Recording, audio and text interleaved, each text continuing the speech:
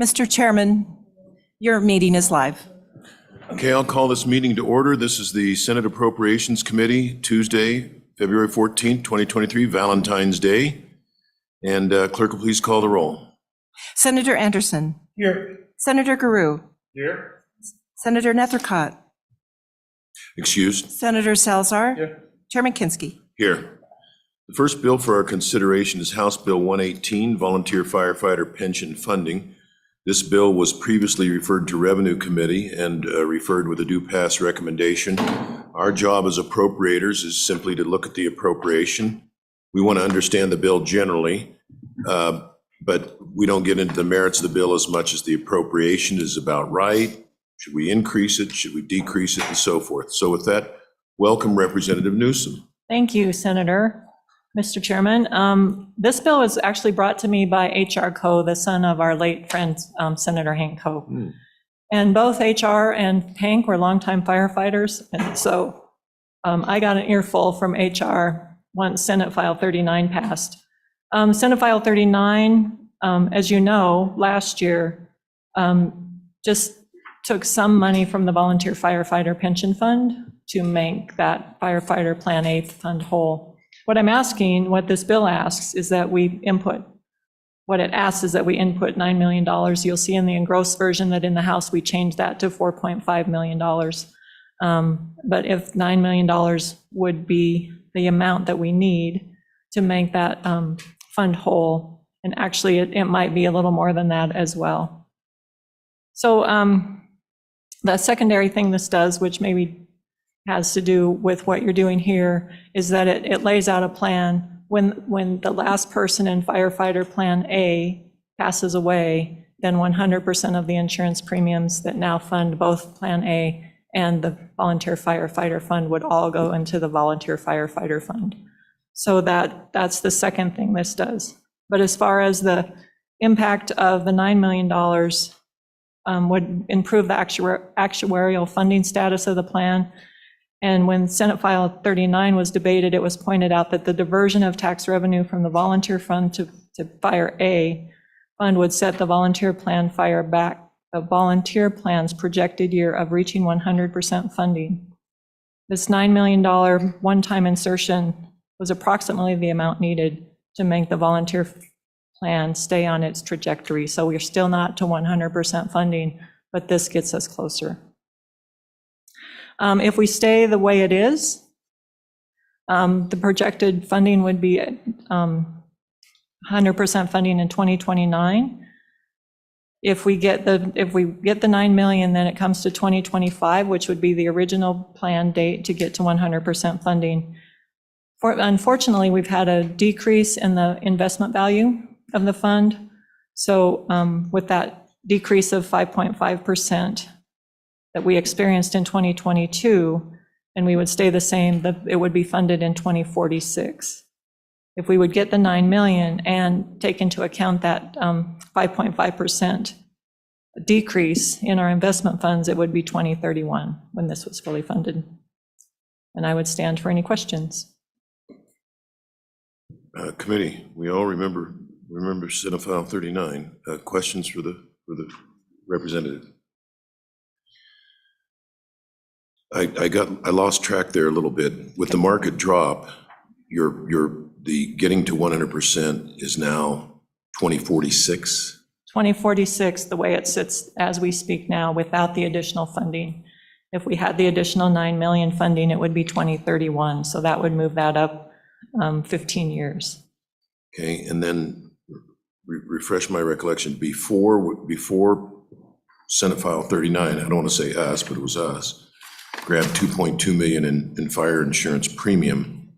Your original 100% date was 2025? Yes, sir. Okay, pre-plan A. Okay, thank you. Senator Anderson. Mr. Chairman, I'm looking at this chart that's attached here, and it's saying 2035 would be 100% funded if we do 9 million.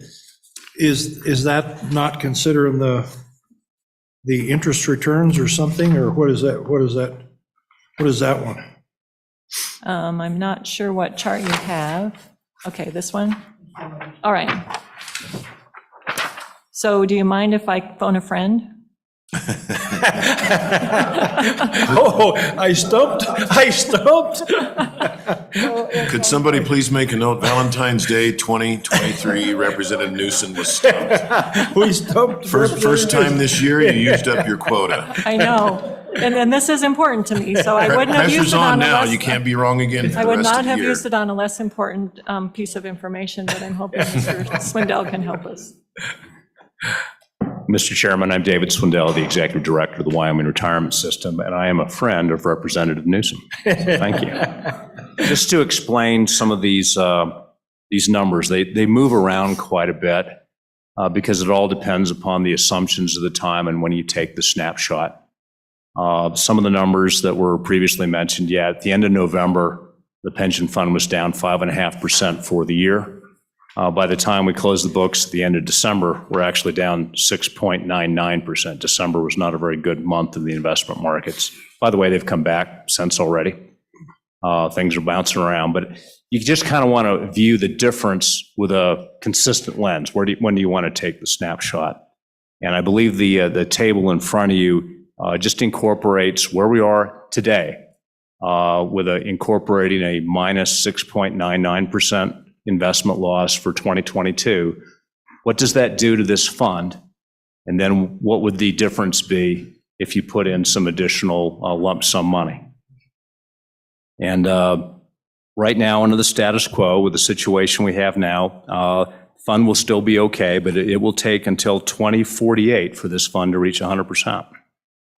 If you put in $4.5 million in a lump sum this year, that helps the fund. We'll earn some money on it, and it'll get to 100% in 2043. That's a 5-year improvement over the status quo, and that's the House amendment. And if you put in $9 million, obviously it gets a little better, and you get to 100% in 2035.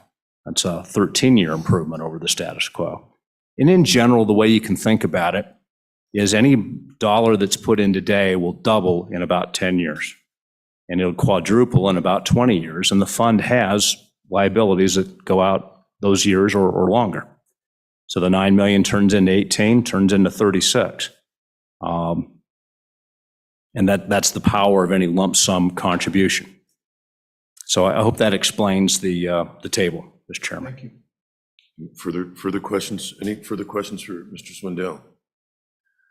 Mr. Swindell, I'm looking at this, and I know you didn't create this document, but there was the members themselves increased their contributions.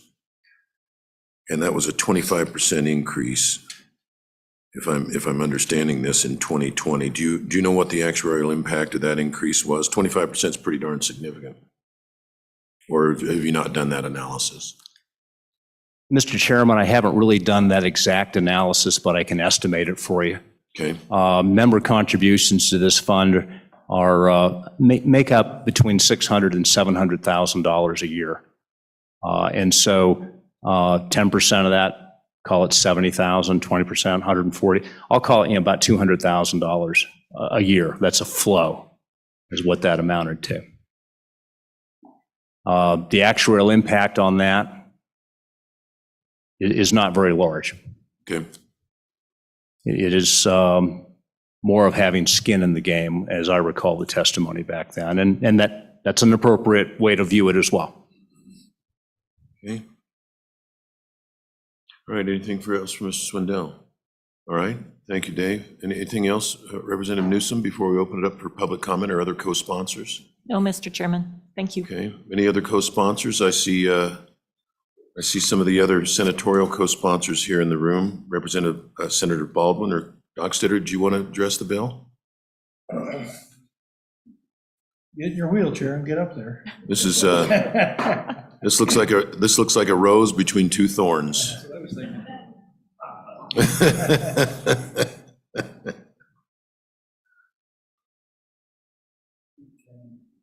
Thank you. Only thing I'd add that you don't already see in front of you is there was a good faith effort by the volunteers last year to step aside and make sure the funding was available for RMA. We're kind of fixing all that last year. And I thought that was very commendable of our volunteers to stand back and say there'll be another day for us to get this sorted out. We needed to take care of Fireman A situation. And I thought that was notable of them to do that. And now we brought back this plan with this good main prime sponsor to seek your help in getting it resolved this year. Thank you, Mr. Chairman and Committee. Thank you. Senator Baldwin. Thank you, Mr. Chairman. You've heard all the information number-wise. I would only add to that, this is a tremendous tool for recruitment of volunteers. It's not much. We're only going to collect 300 or whatever a month. And I would add, I'm one of those 2,329 active volunteers. Will be for a while unless I die in the Senate. But the point being God is forbid. that we have a recruitment problem anyway, which we're going to address as a side note during the interim. But this is a tremendous tool for me to offer this to young firefighters that I'm trying to get into my department. This is a big deal. We don't have a lot right now we can offer them, so to take this away from them, to keep this as a good tool, a valid tool that will be, sustain itself and be valuable, hopefully sooner than later, I think is very important. I think that's the only thing I'd add. We depend on volunteers in the state of Wyoming. Volunteer firefighters are the core of our firefighters. So that's all I would add to this. Thank you. Thank you, Senator Baldwin. Senator Salazar. Thank you, Mr. Chairman. Senator, Senator, help me with this. On a monthly basis, what does a volunteer retired firefighter get in a pension on a monthly basis? Just an average.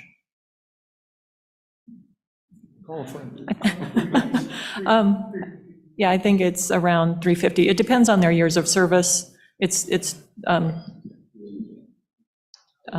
aligned with their years of service. So I think it's $350 to $400 a month. Okay, thank Which you. may not seem like a lot, but it is payment for their service. And they've given so much more than that in terms of time, effort, energy, training. It's a remarkable bunch of people that take up volunteer firefighting. And actually, I would add to that. On this sheet, I just noticed, it does say average benefit $385 a month with an average service of 20.6 years.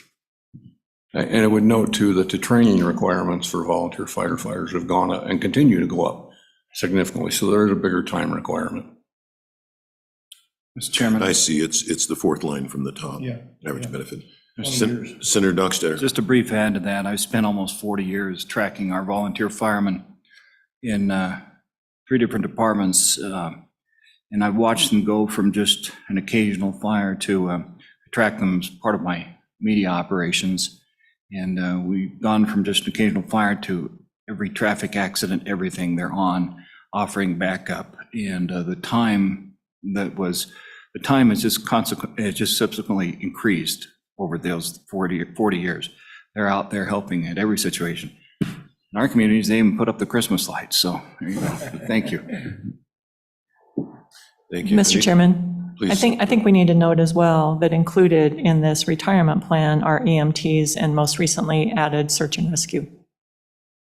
Volunteer EMTs and search and rescue. Okay. Thank you. Anything else for the sponsors? All right. Thank you. Thanks to all three of you. I'll open it up for, is there further agency comment? No? Okay, I'll open it up to the public.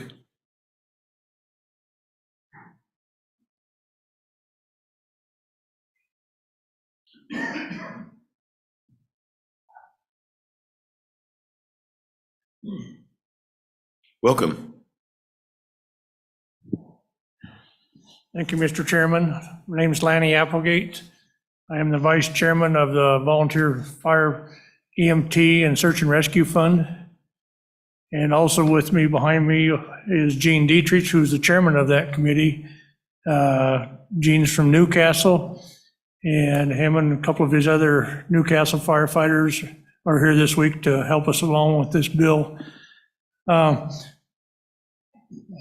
don't want to repeat everything that's already been said, but some of the things, I look back down through here, and if you look at about the 6th bullet point down to your left, where it says Wyoming Statute 93454, they should be managed to maintain their actual funding ratio at or above 100% throughout the life of the plan.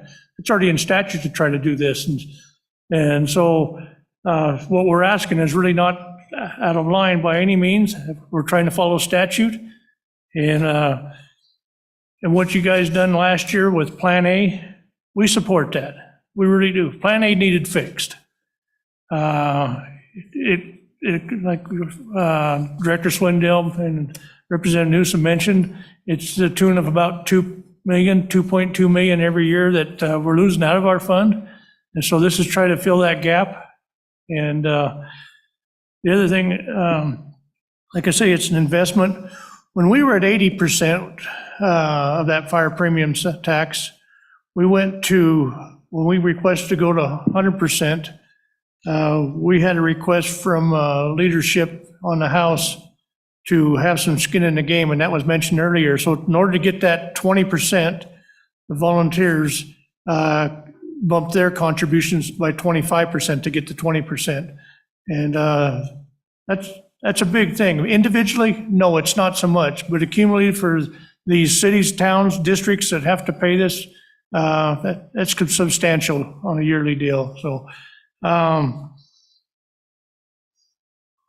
I think the rest kind of speaks for itself. You know, as you see there towards the top, there's 117 agencies involved in this.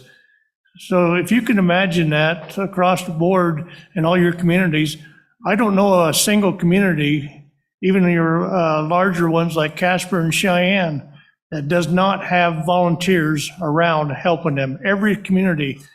And unfortunately, as we've seen here recently, here in the last 30, 45 days, we've had a lot of accidents out on I-80.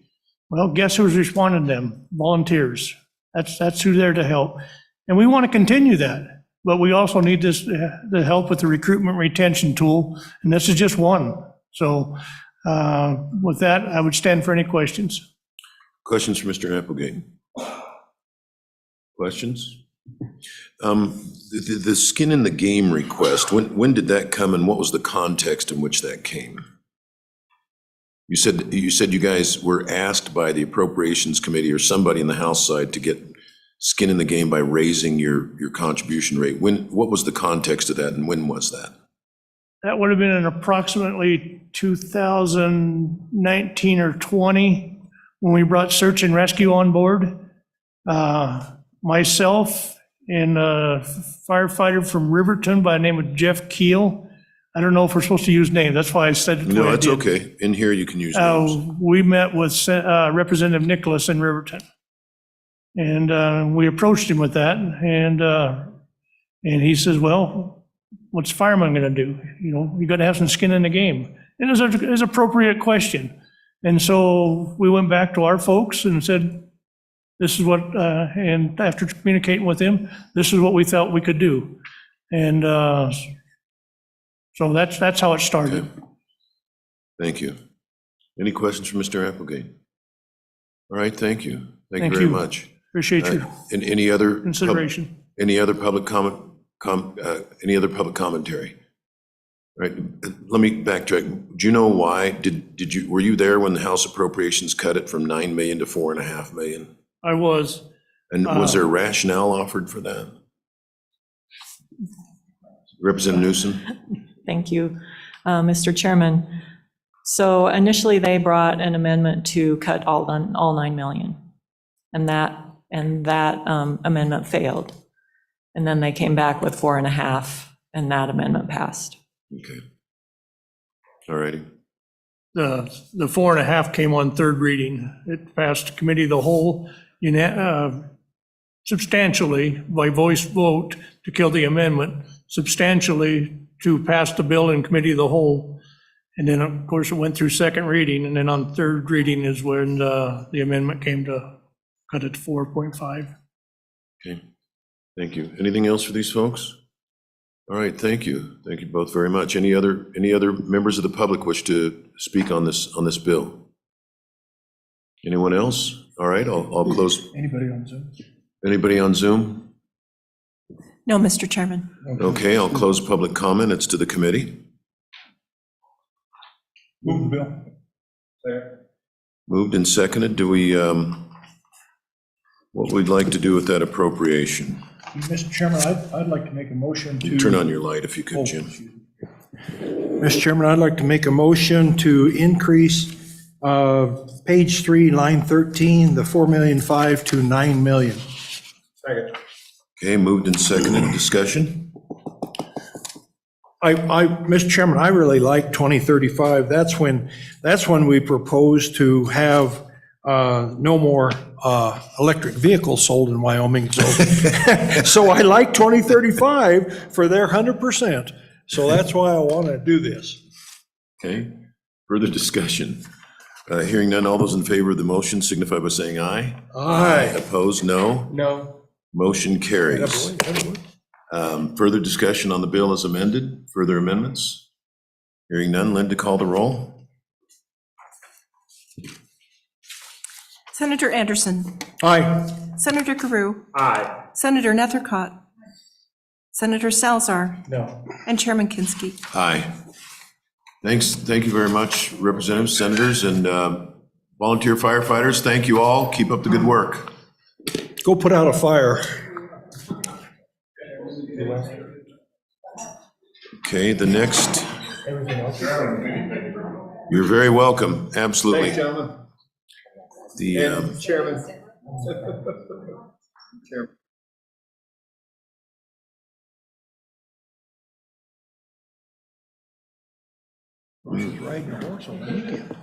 Okay, next bill for our consideration is acquisition value study. And Representative Jennings, you heard my spiel. We just a brief overview of the merits of the bill, which is not really our purview. We just want to understand it, and then we can pivot immediately to the appropriation. So welcome. Thank you, Mr. Chairman and committee. So this is a study bill. I'm not usually in favor of study bills, but every so often something comes up. And worked with the DOR and the assessors to try and make this a robust study. You guys all know the issues around the state of property taxes. I'm not saying that this is the solution. I'm saying that this bill answers, or is an attempt to answer, what don't we know? And so the questions on pages 2 and 3, going into 4, are from the department and from the assessors, things that they would want to have answered. Should we look at acquisition as a replacement for the way we do things now? But there might be other things that we might want to look at from the study to improve our taxation. And so they had talked to a group that had bid or had told them they would do it for about $38,000. On our side, appropriations thought $50,000, and then anything left over would revert back. Mr. Chairman. Okay. Questions for Representative Jennings? Senator Anderson. Mr. Chairman, so this was not heard in any committee, revenue or corporations or any others, and I notice you only have one person in the Senate. Is that by design? Mr. Chairman? Please. Yeah, Mr. Chairman, Senator Anderson, actually it was heard in revenue on both sides, and then it went through appropriations on the House side, and then it's here. No, it was not by design, Senator. I merely just started getting names, and I was kind of a last minute thing. I'd run this bill, and it was not as robust, and so that got back to me late. I just did not find a lot of senators to sign on. But maybe if you'd like. No, it's perfectly right.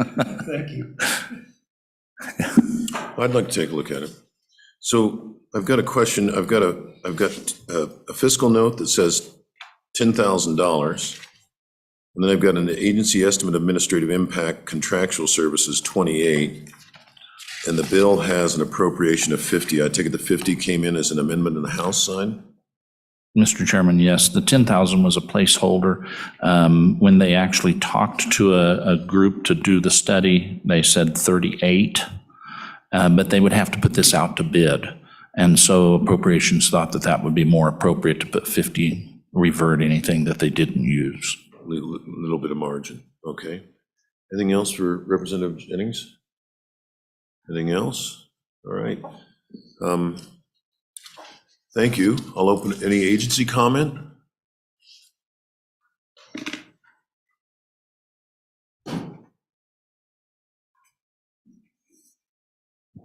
Thank you, Mr. Chairman, members of the committee.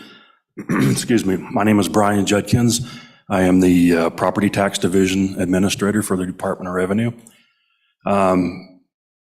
So when I received a fiscal note for this, as Representative Jennings had stated, there was a $10,000 appropriation. So I reached out to some consulting companies, and we did have a consulting company that's interested and stands willing to do this study for $38,000. Director Henson had mentioned or had suggested going up to 50,000. One of the reasons is a time frame with our consulting company. Our bid is only good for like a month, and by the time this bill, if it does get through the legislative process, we'd have to reach out and do another bid because the time frame of that consulting company would end before this bill would make it through the process. So again, we have a consulting company that stands willing to do this study. So with that, I'll stand for any questions. Questions for Mr. Judkins? Questions? There's not more than one firm that does this kind of work? I reached out to several, and we had one that was interested. Okay. Senator Anderson. Mr. Chairman, could we do it for 10,000 within the department? Mr. Chairman, I don't believe my staff, being one, would have the expertise to do this study, nor do I have the amount of staff and dedicated time to do this study. So unfortunately, I would say no to that question. Okay. Also, Mr. Chairman, I think it would be best to reach out to an uninterested party, being this is would be a change to the entire tax structure. If I were you, I wouldn't want to touch it either.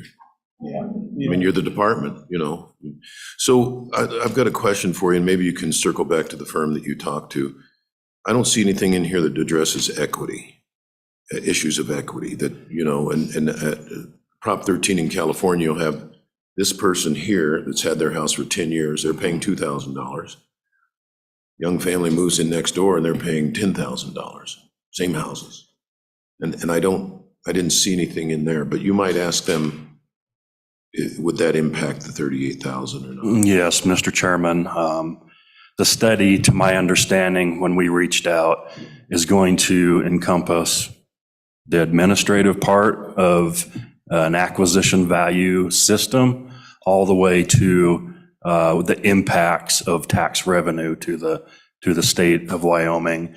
And it's going to address constitutional issues, if any, statutorily issues. So it's going to encompass the entire process, or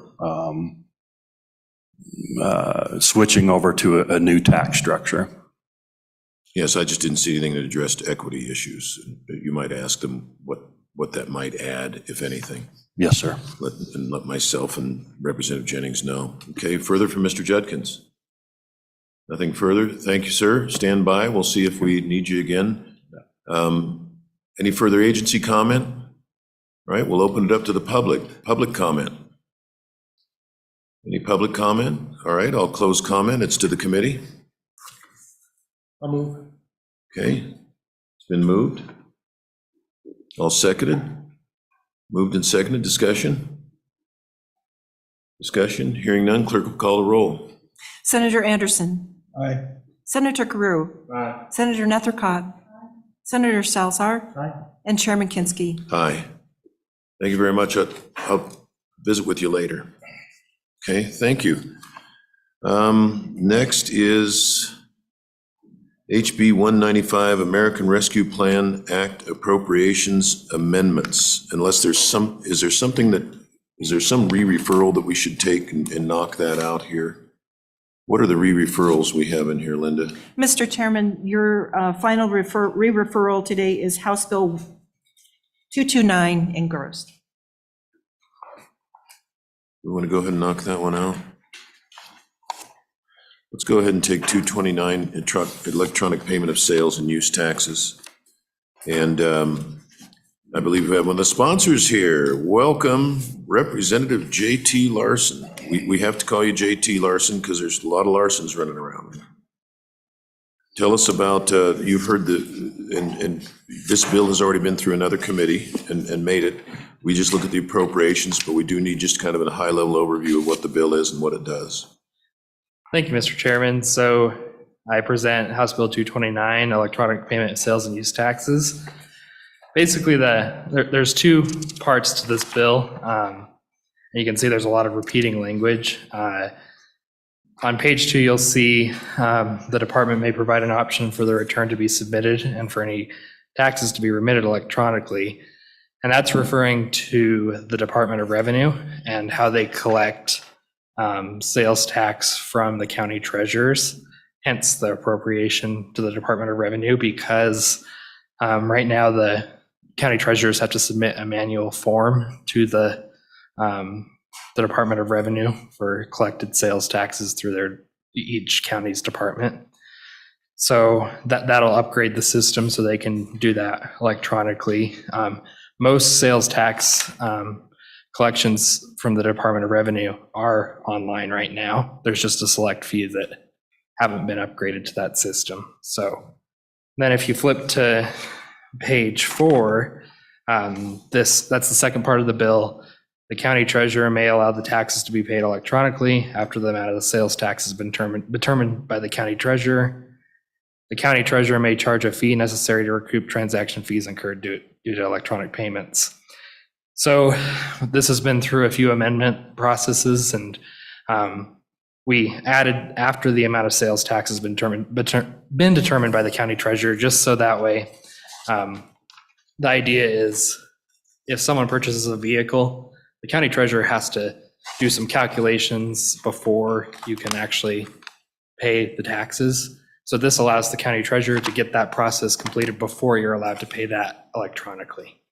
And then there's an amendment that I brought to the Senate Revenue Committee, and it just puts some sideboards on the fee that the county treasurer can charge for the transaction, which just says not more than 3% on those basically credit card transactions. So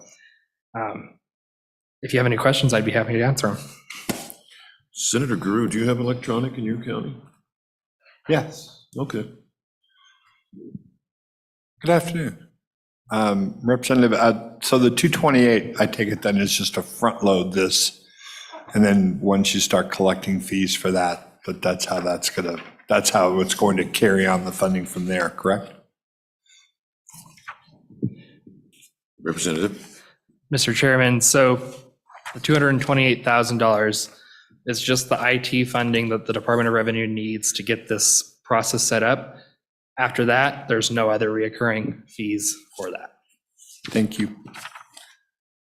Further questions for the sponsor? Senator Anderson. Mr. Chairman, I'm confused.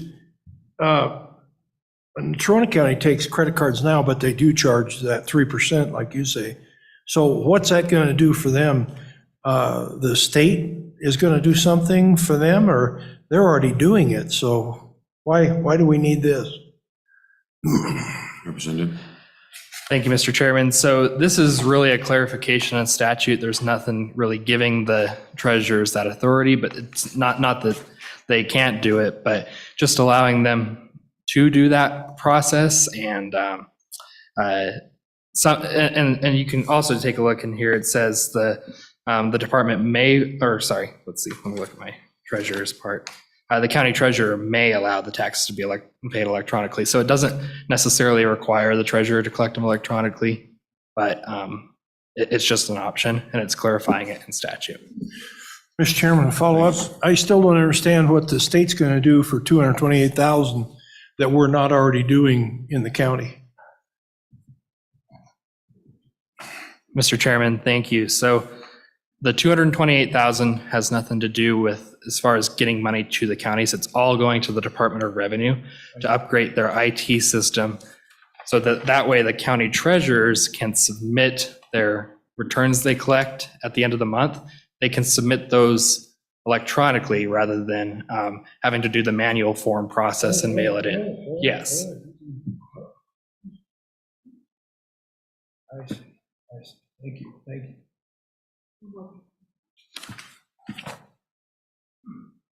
Okay. Further questions for the sponsor? I have a question for Senator Groot. Do they charge you 3% in Teton County to file your taxes electronically? Yes. Yeah. Terrible. It is They're way overpaying. And is it worth 3% to you? as Not to opposed- me. Not to me, I pay cash. Yeah. Yeah. To some, though, I think it is, but I think the state would be well served and the counties would be well served if they renegotiated that rate. Because I know they can pay, I know they can pay less. Renegotiate it or get rid of it Yeah. entirely, because you save that much in transaction fees over paper and cash and checks and everything else. It's really a foolish policy, but that's not ours to judge. All right, thank you. Further questions for the representative? Okay, thank you, Representative. We'll call for agency comment.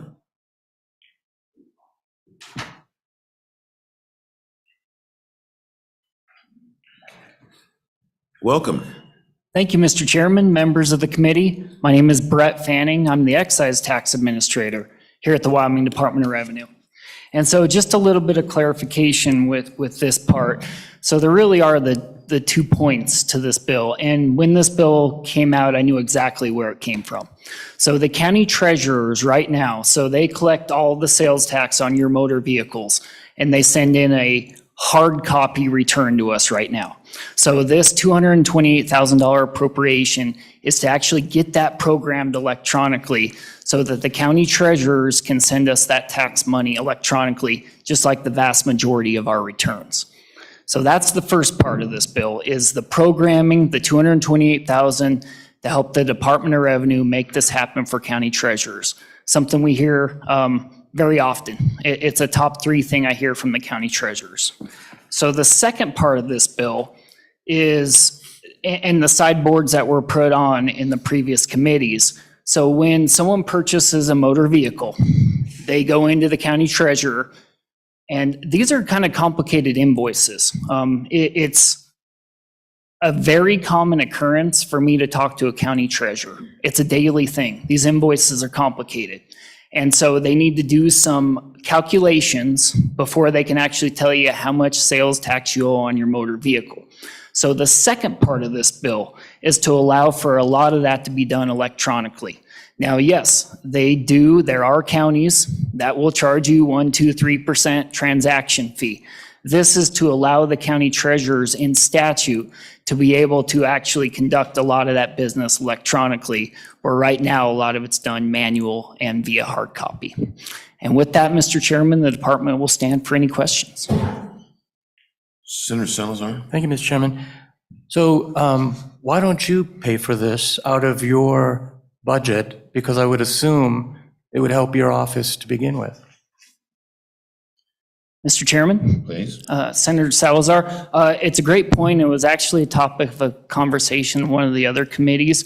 Right now, this IT funding is not available for the department. And so this is one where this appropriation allows the county treasurers around the state to be able to do that funding.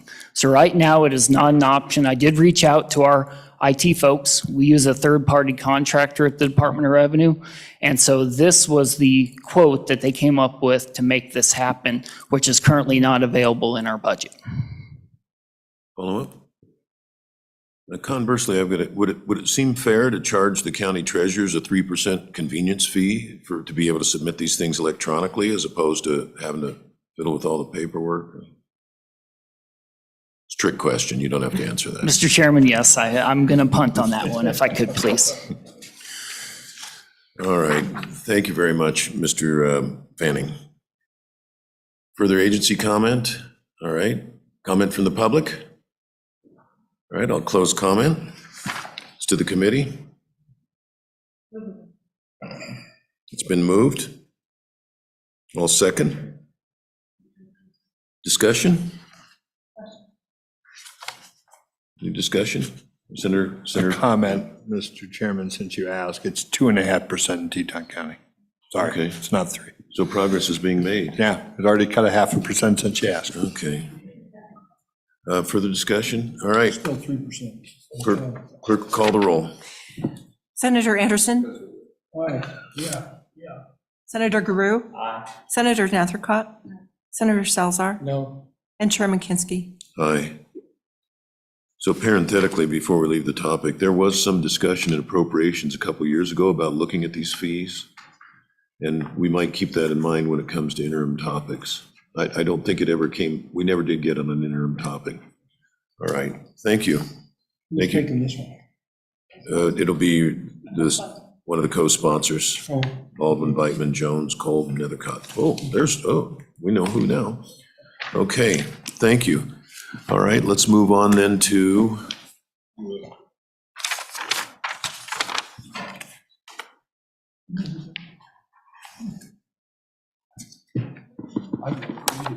let's go ahead and take American Rescue Plan Act appropriations amendments. Do we have anybody from staff here? I thought I had a staff. Oh, there you are, Hank. Welcome. Which one you on now? 195 ARPA. It's Hank Hoversland, not Hovers. Mr. Chairman, that's correct. Hoversland. Okay. Well, welcome. Mr. Chairman, where would you like me to start? Well, give us, yeah. Well, we know what happened last time. The purpose of this bill is just to amend the last bill. And maybe you can kind of overview for us what action happened in the House. That's going to be important, I think, to understand what the House did. Mr. Chairman, yeah, I'll start there. So the House, currently as it stands on the fiscal profile, and there's a one-page summary sheet that I've been updating throughout the process that you should have gotten in your packet. Correct, that one. Looks like this. It shows right now that the ARPA direct funds have been overspent by almost $2.4 million. But that's with action, Senate File 82 that you all saw and we had discussed earlier had an appropriation of $39.3 million that was reduced dollar for dollar by anything in this.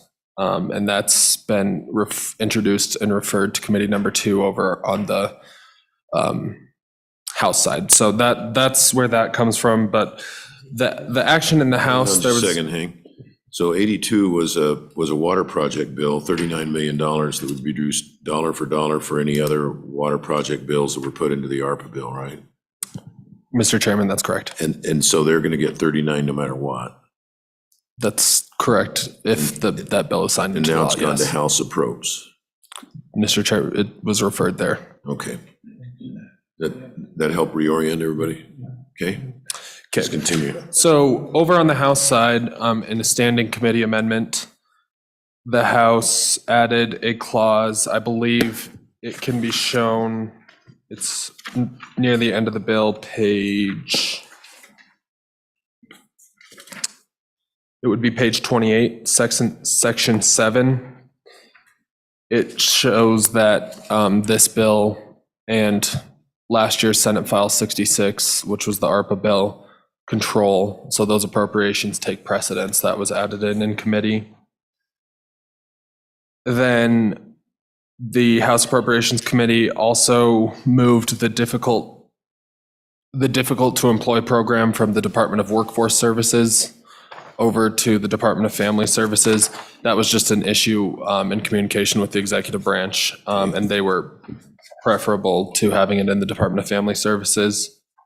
Hank, you got ahead of us. I'm still back with section 4, in section 2. I'm trying to get. Sorry, section 7 is something that was added by the House Appropriations Committee. It's near the end, page 28.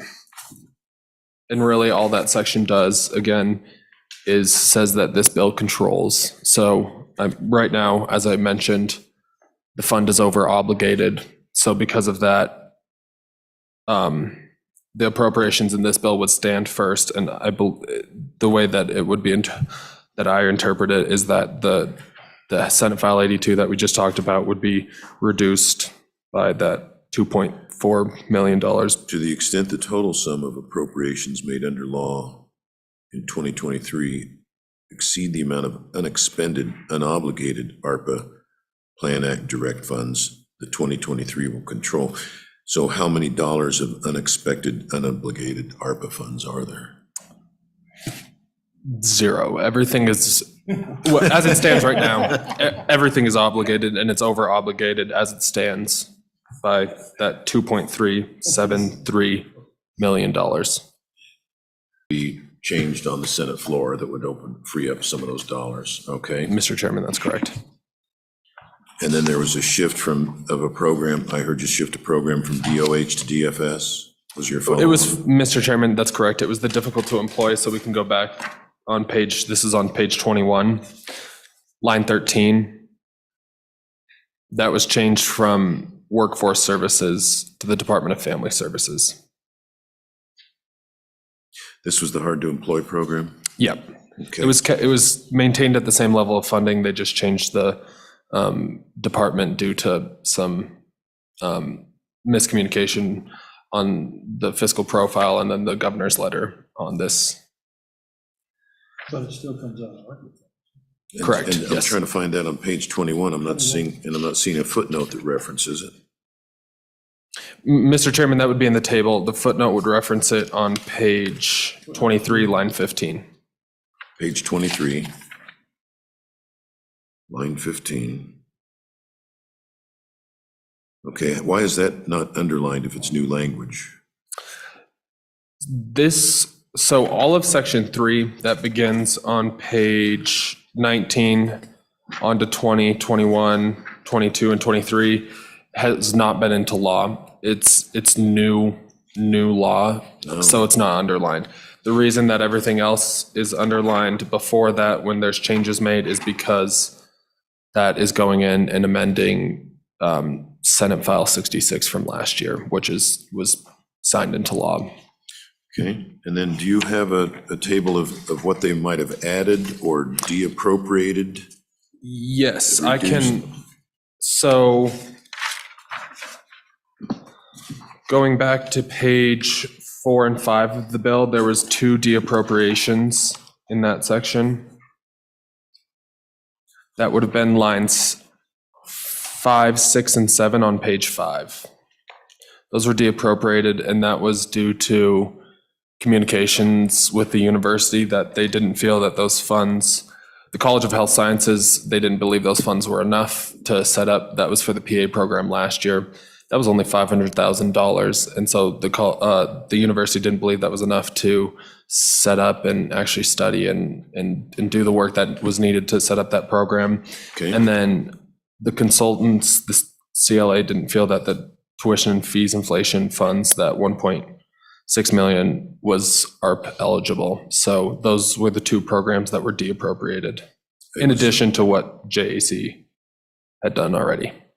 Okay, and then there was a minus 1.6 million in what, tuition? Yep, the whammy tuition and fees inflation. Okay. Not eligible. Okay, so those are the only 2 changes from the way it left JAC. And then there was new programs added on Okay. page I knew that news was too good. 21. Okay, Page 21, line 11, there was 2.75 million added to the Department of Family Services for family resource centers. okay, This was part of the governor's letter 18, but I believe it was, the ask on that was 5.5 million, so it was cut in half to 2.75 million. That was added on the House floor. And then line 16 to the Office of State Lands and Investments for local government community facilities, 9 million was added for that, and footnote 7. It wasn't an update, it was 9 million added. Yep.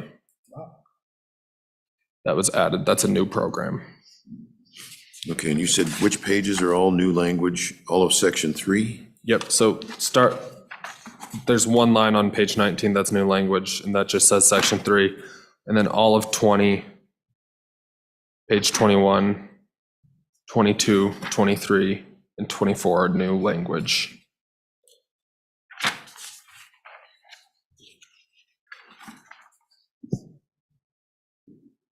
But Mr. Chairman, the only new language that the House added was lines 11 and footnote 6, and then line 16 and footnote 7. That was new from the House.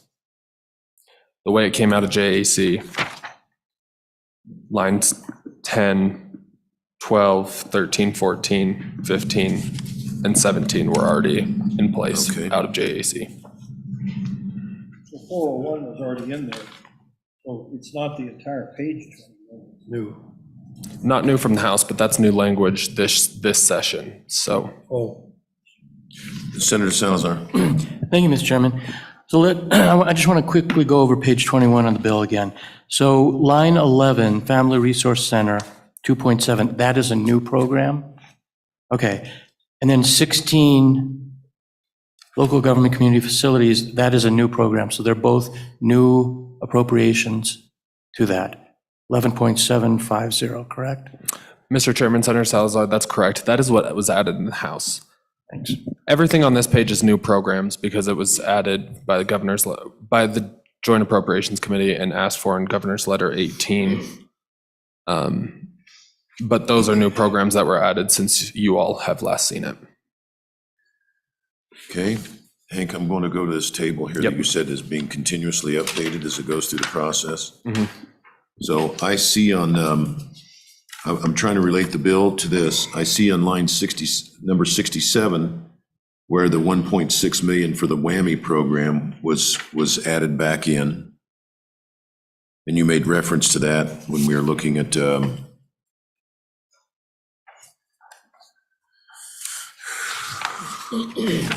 page 4. Is that right? Mr. Chairman, so on that, you'll see the 1.6 million shows in that first column for 2022 Senate File 66, but then it's deappropriated in the next line to show a total program cost of 0. And that's what happened on page 4 of the Page, yep, page 5, line 5. in the gross bill. So where's the reduction of the 500,000? That would be page 5, lines 6 and 7. Okay, and that's number 30 on your sheet. Mr. Chairman, number 31.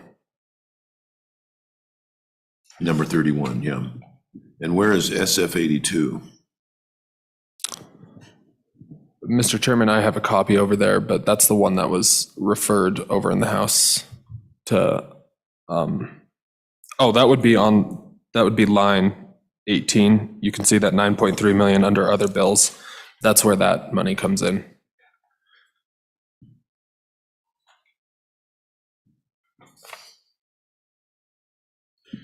I see, because there's another 30 million that's been added, that was added by JAC. Okay, gotcha.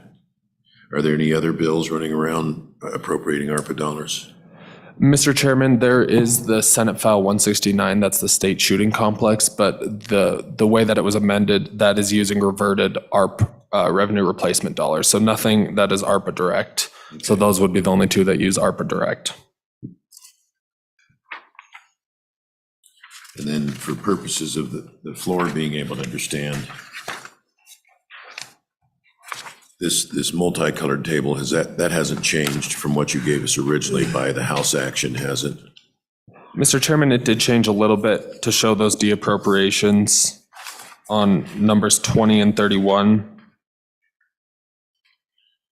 Okay. So that would be the only changes that table saw since you last saw it at the end of January, I believe. And looking at that multicolored table, you have a blue repurposed in HB 195. Remind me what that is. Oh, that's today's bill. Repurposed. So the green is available for deappropriation. yellow technically available, and couldn't repurposed be deappropriated? Mr. Chairman, that's correct. The only reason that we use that language on there is because of number 24, the personal protective equipment and tests that went to the Supreme Court.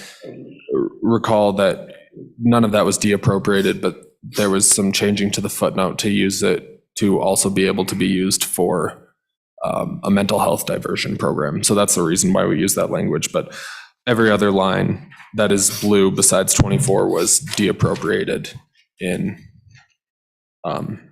House Bill 195. So what's the grand total of what potentially could be deappropriated? Not much. Mr. Chairman, I don't have that number, my apologies, but I could add it up quickly if I added up that unobligated column. Is that what you're looking for? Well, it's Senator Guru's bill. It's a question that'll come up on the floor. Okay. Because people are going to be, well, why are we even looking at this bill if it's already overappropriated by 2 million? They're going to want to know, can they deappropriate something and reappropriate it elsewhere? And Mr. Chairman, I'll add this, that Section 3 of the bill, which is all of that new language, appropriates a total of $25,602,500. That's all available for deappropriation as well. We just only showed this multicolored memo only shows appropriations that were given last year in Senate File 66 that are up for grabs because they appear in the table in the bill on pages 4 and 5. Okay. Maybe you could add a note to that effect somewhere on this table too, that it doesn't reflect that all of Section 3 and HB 195, 25 point something potentially could be deappropriated. Because this is going to be this is difficult enough for us by the time you get out to the floor. And my motivation is I don't want people throwing a bunch of amendments at you guys on staff and that you just can't do anything with them. And then they get frustrated with you. Senator Guru? Yeah, question. Hank, this document, it's dated January 26th, but you made some updates based on what the House actions were. Were all the items updated or just the ones that the House took action on? Mr. Chairman, Senator Guru. So yeah, this is updated as of yesterday. My apologies. I can update that. But I did do the House actions, and then the latest, we got a report from the State Budget Department as of last Wednesday. So I believe that would have been the 8th in Wolf's. So this document has been updated as of then. As of the 8th? Wolf's as of, and remind us, that shows invoices that are outstanding but haven't been paid yet? Yeah, it shows, Mr. Chairman, it shows encumbrances and money that's been spent. Okay. Please, Senator. So, yeah, I want to try to hone in on that because I know the Wolf system, going back to what the good chairman said, on the new items, I understand we can change those around, I guess. But on some of these, just because it's in the Wolf system doesn't mean necessarily that there has not been funds obligated. Mr. Chairman, Senator Grew, this has, and I believe it's referenced in there, but I should have been clear. We had extensive communications with the executive branch in what they've been obligated. And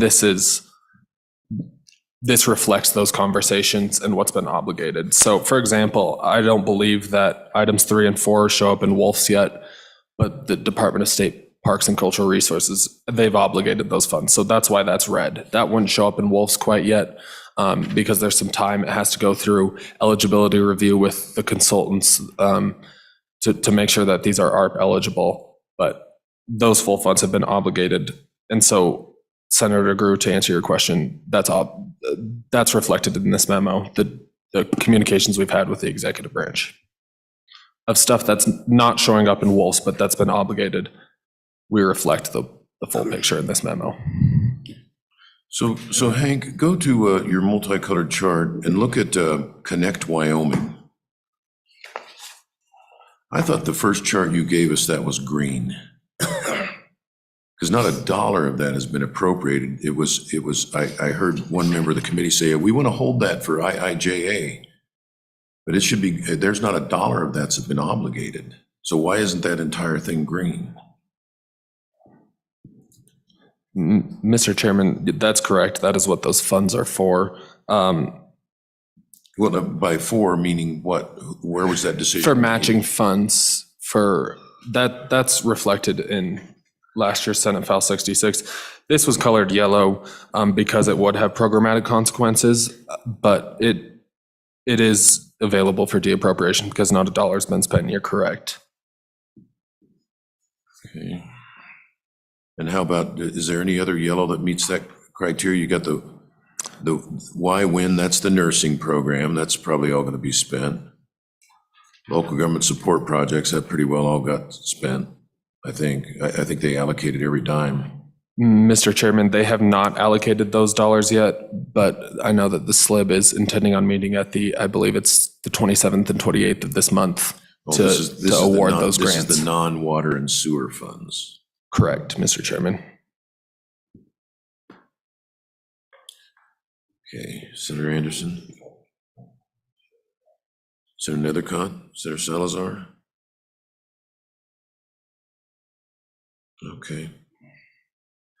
Well, Hank, I think you've done a good job considering how tough a job it is. Appreciate it. So there's some big numbers there, especially the blue, that top blue discretionary health response. There's $45 million that's potentially up for grabs. All right. Thank you. But before you go, just a minute. All of section 3, there's 25 million available. But I thought what the Appropriations Committee did is we deappropriated discretionary health response, so that was 45 million that was available. So shouldn't it be 25 plus 45? Mr. Chairman, Section 3 of the bill, all new programs that were added this year, appropriates that 25.6 million. Section 2 of the bill is going back into last year's Senate File 66 and amending that. So that 45 million that you referenced in the discretionary health response was already deappropriated through this bill. So Section 2 of the bill appropriates new $39.584 million. 45.8.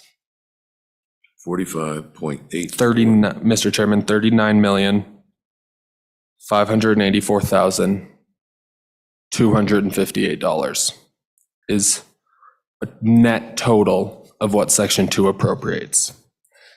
This includes, and I can give you the numbers on what those reversions were, or deappropriations in total with the House actions.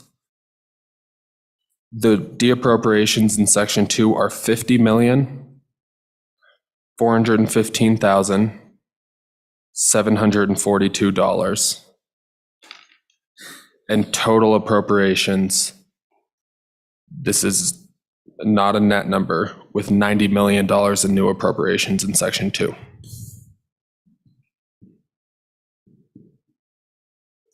So somebody interested should be looking at Section 2 as well as Section 3.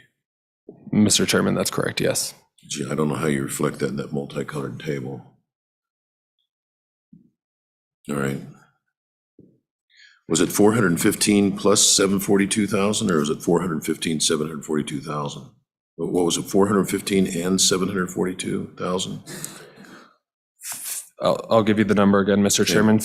In deappropriations in Section 2 was $50,415,742. That's all one number. Gotcha. Okay. Mr. Chairman, that's correct. All right, anything else from Mr. Hoversland? All right, thank you, Hank. Any agency comment? Agency comment, public comment? Please.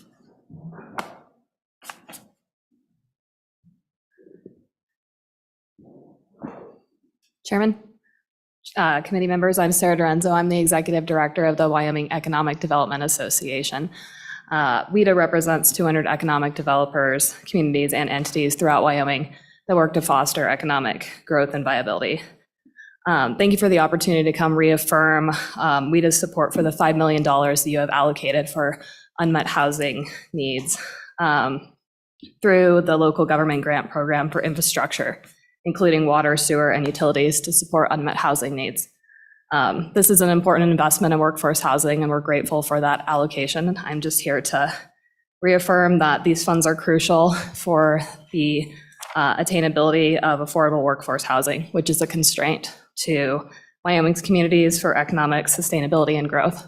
So thank you for your work up to this point on workforce housing, and I'll stand for any questions. Questions?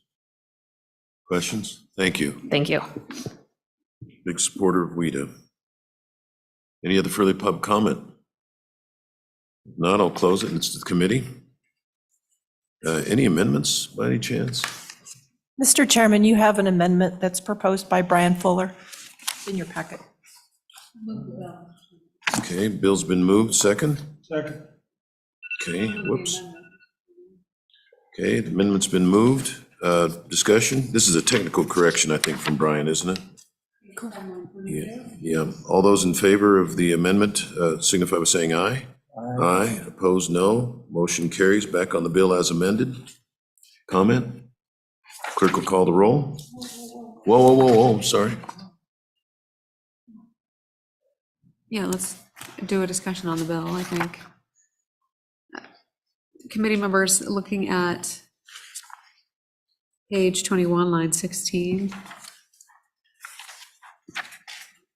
These are new dollars that the House added in. The bill is currently over appropriated. So line 11 and 16. Any discussion there? Yeah. Senator Salazar. I'd be more than willing to help anyone who wants to take that out.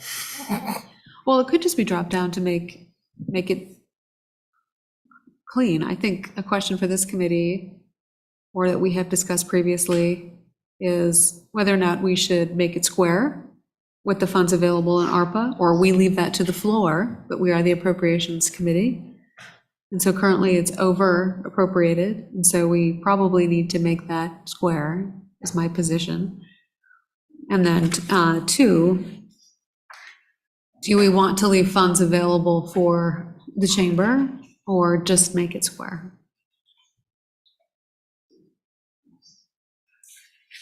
Comments, anyone? 2003. Do you want to make a motion, at least on making it square, as you call it?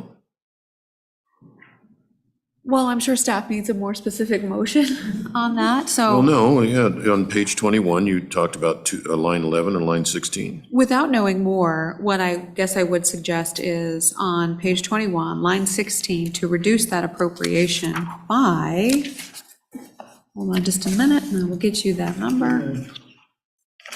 I would reduce that appropriation to the Office of State Lands by